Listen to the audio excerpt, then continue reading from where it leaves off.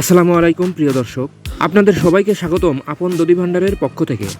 মিষ্টি তো মিষ্টি, কিন্তু দইয়ের সঙ্গে তার মিলন না হলে যেন স্বাদটাই অপূর্ণ থেকে যায়। তাই তো যুগ যুগ ধরে মানুষ বলে এসেছে দই মিষ্টি। আর এই দই মিষ্টির ঐতিহ্যকে ধারণ করে আপনাদের পাশে রয়েছে আপন দধি ভান্ডার। বগুড়ার ঐতিহ্যবাহী খাঁটি দই, সরার দই, মাটির হাড়ির দই, রসমালাই ও নানা ধরনের সুস্বাদু মিষ্টি নিয়ে আমরা দীর্ঘদিন ধরে ক্রেতাদের আস্থা অর্জন করে আসছে। আমরা পাইকারি ও খুচরা উভয়ভাবেই দই ও মিষ্টি সরবরাহ করে থাকি। বিশেষ করে জন্মদিন, বিয়ে, আকিকা ও মিলাদ, অফিস প্রোগ্রাম বা যে কোনো অনুষ্ঠানের জন্য অর্ডার নেওয়া হয়। অর্ডার করতে বা বিস্তারিত জানতে আমাদের স্ক্রিনে দেওয়া নম্বরে যোগাযোগ করতে পারেন। বগুড়ার শেরপুরের দই মিষ্টির সুনাম শুধু বাংলাদেশেই নয়, দেশের গণ্ডি পেরিয়ে বহুদূর পর্যন্ত ছড়িয়ে পড়েছে। শত বছরের ঐতিহ্য, নিখুঁত প্রস্তুত প্রণালী এবং অতুলনীয় স্বাদের জন্য আজ বগুড়ার দই দেশের অন্যতম গর্ব।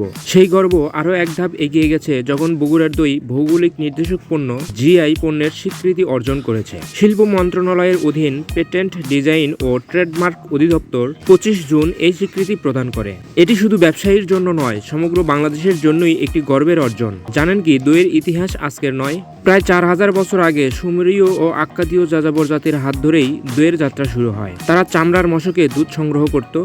প্রাকৃতিকভাবে বিশেষ ব্যাকটেরিয়ার মাধ্যমে দুধ গাজন হয়ে তৈরি হতো দই।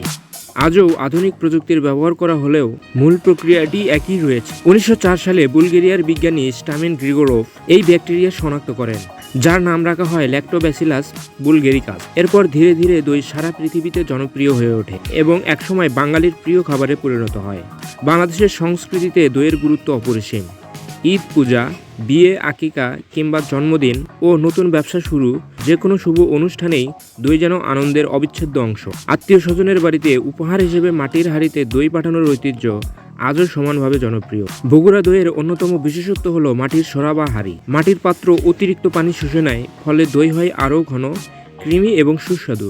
এই ঐতিহ্যবাহী পদ্ধতিতেই বগুড়ার দইকে অন্য সব দই থেকে আলাদা করেছে। শুধু দই নয়, এটি একটি অত্যন্ত পুষ্টিকর খাবারও। এতে রয়েছে উচ্চমাত্রার প্রোটিন, ক্যালসিয়াম, ভিটামিন B2 এবং B12, পটাশিয়াম এবং ম্যাগনেসিয়াম। এছাড়া দইয়ে থাকা উপকারী প্রোবায়োটিক ব্যাকটেরিয়া আমাদের হজম শক্তি ভালো রাখতে সহায়তা করে এবং অন্ত্রের স্বাস্থ্য উন্নত করতে গুরুত্বপূর্ণ ভূমিকা রাখে।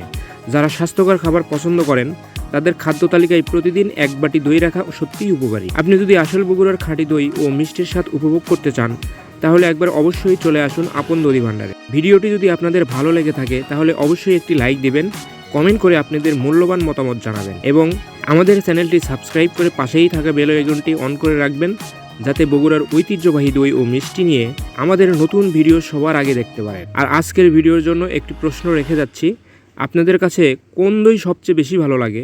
টাঙ্গাইলের দই নাকি বগুড়ার ঐতিহ্যবাহী মিষ্টি দই? কেন ভালো লাগে সেটিও অবশ্যই কমেন্ট করে লিখে জানাবেন। আপনাদের মন্তব্য আমরা আগ্রহের সঙ্গেই পড়ি এবং উত্তর দেওয়ার চেষ্টা করি।